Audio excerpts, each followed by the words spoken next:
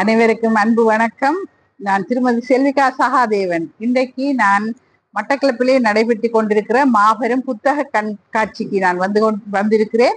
இங்க அதிகமான புத்தகங்களை கண்காட்சிப்படுத்தி உள்ளார்கள். மிகவும் ஆர்வமாக இருக்கிறது. நீண்ட நாளைக்கு பிறகு மட்டக்களப்பில் இப்படி ஒரு புத்தக கண்காட்சி இடம்பெற்று கொண்டிருக்கிறது.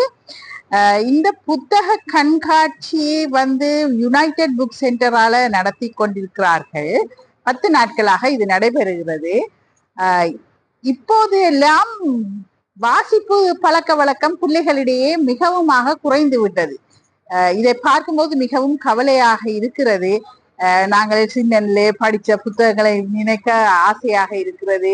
இந்த அம்புலி மாமா, பாலமித்ரா, ரத்தின பாலா, அது மட்டும் இல்ல ஆத்திசூடி, கொன்றை வேந்தன், வாக்குண்டாம், நல்வழி, நிறைய திருக்குறள் புத்தகங்கள் விதம் விதமாக வந்து கொண்டிருக்கிறது.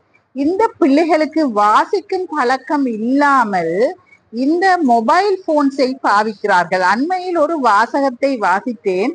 அலுமாரியில் சடலங்கள் இருக்கின்றன, இதை கொலை செய்தது மொபைல் போன்ஸ் என்று சொல்லி இருந்தார்கள். சிந்தித்து பார்த்தால் அதுதான் உண்மை போல இருக்கிறது.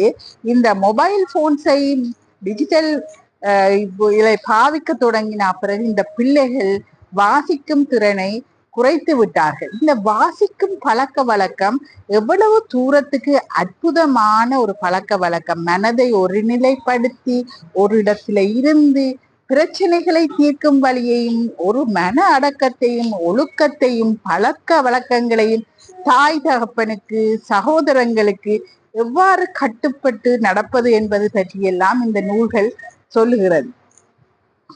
இந்த பிள்ளைகள் இப்ப இந்த மொபைல் போன்ஸை பாவித்து தங்களுடைய சிந்தனையை நிறுத்தி விட்டார்கள். புத்தகம் வாசிப்பதற்கும் மொபைல் போன்ஸ் பாவிப்பதற்கும் என்ன வித்தியாசம்? மொபைல் போனை பாவிக்கிறதால பிள்ளைகளுக்கு சிந்திக்க வேண்டிய அவசியமே இல்லை, எல்லாமே அதில் ஃபீட் பண்ணி இருப்பார்கள். ஆனால் புத்தகங்களை வாசிக்கும் போது சிந்தனையை தூண்டி தூண்டி அவர்கள் கற்பனா சக்தியை வளர்த்துக் கொள்கிறார்கள். இப்போது பிள்ளைகளுக்கு கற்பனை குறைந்து விட்டது.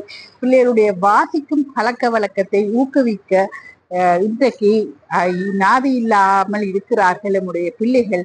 ஆனாலும் பல சங்கங்கள், தமிழ் சங்கங்கள், இயக்கங்கள் வேலை செய்து கொண்டிருக்கின்றன. ஆகவே தமிழுக்காக நாங்கள் பாடுபட வேண்டியதாக இருக்குது. நிறைய நூல்கள் இருக்கிறபடியாக நான் இதை சொல்கிறேன். நிறைய கணித புத்தகங்கள், ஆங்கில புத்தகங்கள், மருத்துவ ரீதியான புத்தகங்கள், சமய ரீதியான புத்தகங்கள் எல்லாத்தையும் இங்க பார்க்கக்கூடியதாக இருக்கிறது. புத்தகத்தை நூல் என்று சொல்கிறார்கள். மனிதனுடைய எண்ணப்பாடை சிந்தித்து பார்ப்போம். ஊசியின் காதில் நூல் நுழைவதால் துணிகளின் கிழிசல்கள் தைக்கப்படுகின்றன. மனிதனுக்குள் இந்த நூல் சக்தி போவதால் மனதில் உள்ள காயங்கள் கிழிசல்கள் தைக்கப்படுகிறது என்று சொல்றாங்க.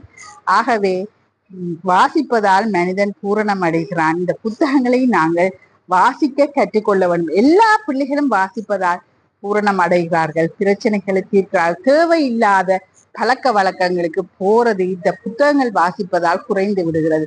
இன்றைய காலகட்டத்திலும் மது போதைப் பொருளால் பாதிக்கப்பட்டு பிள்ளைகள் அவதியுற்றுக் கொண்டிருக்கிறார்கள். ஆகவே இந்த புத்தகங்களை வாசிக்கும் பழக்கத்தை நாங்கள் ஊக்கப்படுத்த வேணும் இந்த பிள்ளைகள் மத்தியிலே என்பதை தாழ்மையாக கேட்டுக்கொண்டு விடைபெறுகிறேன். நன்றி, வணக்கம்.